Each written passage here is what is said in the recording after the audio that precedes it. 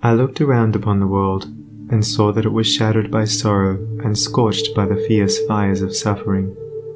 And I looked for the cause. I looked around, but could not find it. I looked in books, but could not find it. I looked within, and found there both the cause and the self-made nature of that cause.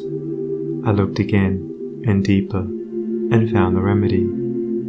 I found one law, the law of love, one life, the life of adjustment to that law, one truth, the truth of a conquered mind and a quiet and obedient heart. And I dreamed of writing a book which should help men and women, whether rich or poor, learned or unlearned, worldly or unworldly, to find within themselves the source of all success, all happiness, all accomplishment, all truth. And the dream remained with me, and at last became substantial, and now I send it forth into the world on its mission of healing and blessedness, knowing that it cannot fail to reach the homes and hearts of those who are waiting and ready to receive it. James Allen. Chapter 1. The Lesson of Evil. Unrest and pain and sorrow are the shadows of life.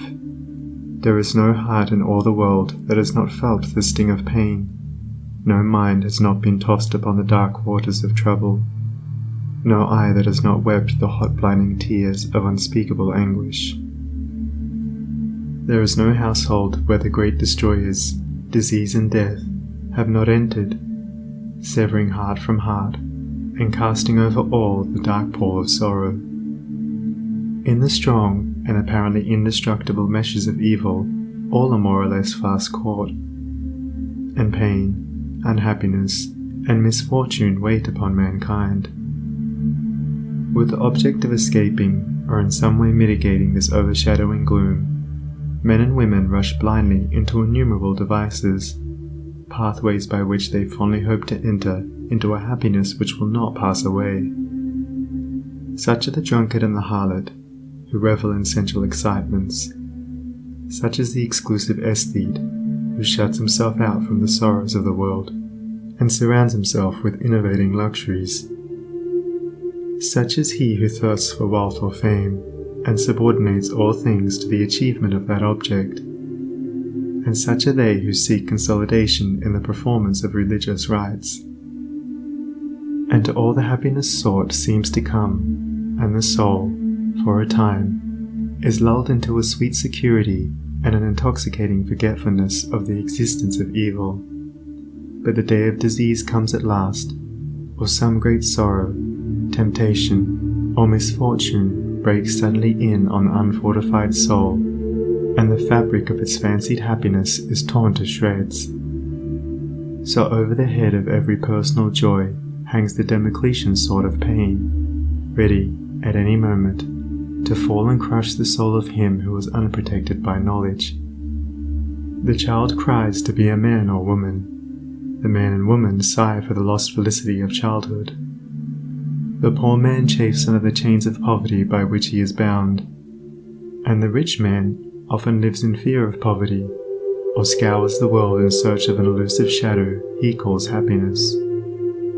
Sometimes the soul feels that it has found a secure peace and happiness in adopting a certain religion, in embracing an intellectual philosophy, or in building up an intellectual or artistic ideal. But some overpowering temptation proves the religion to be inadequate or insufficient. The theoretical philosophy is found to be a useless prop, or in a moment, the idealistic statue upon which the devotee has for years been laboring is shattered into fragments at his feet. Is there, then, no way of escape from pain and sorrow? Are there no means by which bonds of evil may be broken? Is permanent happiness, secure prosperity, and abiding peace a foolish dream? No, there is a way, and I speak it with gladness, by which evil can be slain forever. There is a process by which disease, poverty, or any adverse condition or circumstance can be put on one side, never to return. There is a method by which a permanent prosperity can be secured. free from all fear of the return of adversity, and there is a practice by which unbroken and unending peace and bliss can be partaken of and realized. And the beginning of the way which leads to this glorious realization is the acquirement of a right understanding of the nature of evil. It is not sufficient to deny or ignore evil.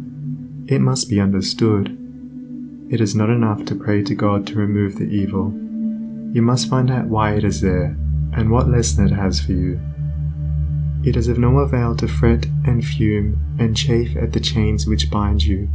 You must know why and how you are bound. Therefore, reader, you must get outside yourself and must begin to examine and understand yourself. You must cease to be a disobedient child in the school of experience and must begin to learn, with humility and patience, the lessons that are set for your edification and ultimate perfection. For evil, when rightly understood, is found to be not an unlimited power or principle in the universe, but a passing phase of human experience, and it therefore becomes a teacher to those who are willing to learn. Evil is not an abstract something outside yourself. It is an experience in your own heart, and by patiently examining and rectifying your heart, you will be gradually led into the discovery of the origin and nature of evil, which will necessarily be followed by its complete eradication. All evil is corrective and remedial, and is therefore not permanent. It is rooted in ignorance of the true nature and relation of things, and so long as we remain in that state of ignorance, we remain subject to evil. There is no evil in the universe which is not the result of ignorance, and which would not, if we were ready and willing to learn its lesson, lead us to higher wisdom, and then vanish away. But men remain in evil, and it does not pass away, because men are not willing or prepared to learn the lesson which it came to teach them. I knew a child who, every night when its mother took it to bed, cried to be allowed to play with the candle, and one night, when the mother was off guard for a moment, the child took hold of the candle. The inevitable result followed, and the child never wished to play with the candle again. By its one foolish act it learned perfectly the lesson of obedience, and entered into the knowledge that fire burns. And this incident is a complete illustration of the nature, meaning, and ultimate result of all sin and evil. As the child suffered through its own ignorance of the real nature of fire, so older children suffer through their ignorance of the real nature of the things which they weep for and strive after, and which harm them when they are secured. The only difference being that in the latter case, the ignorance and evil are more deeply rooted and obscure. Evil has always been symbolized by darkness, and good by light, and hidden within the symbol is contained the perfect interpretation, the reality. For, just as light always floods the universe, and darkness is only a mere speck or shadow cast by a small body intercepting a few rays of the illimitable light, so the light of the Supreme Good is the positive and life-giving power which floods the universe, and evil, the insignificant shadow cast by the self that intercepts and shuts off the illuminating rays which strive for entrance. When night folds the world in its black impenetrable mantle, no matter how dense the darkness, it covers but the small space of half our little planet, while the whole universe is ablaze with living light, and every soul knows that it will awake in the light in the morning. Know, then, that when the dark night of sorrow, pain, or misfortune settles down upon your soul, and you stumble along with weary and uncertain steps, that you are merely intercepting your own personal desires between yourself and the boundless light of joy and bliss, and the dark shadow that covers you is cast by none and nothing but yourself. And just as the darkness without is but a negative shadow, an unreality which comes from nowhere, goes to nowhere, and has no abiding dwelling place, so the darkness within is equally a negative shadow, passing over the evolving and light-born soul.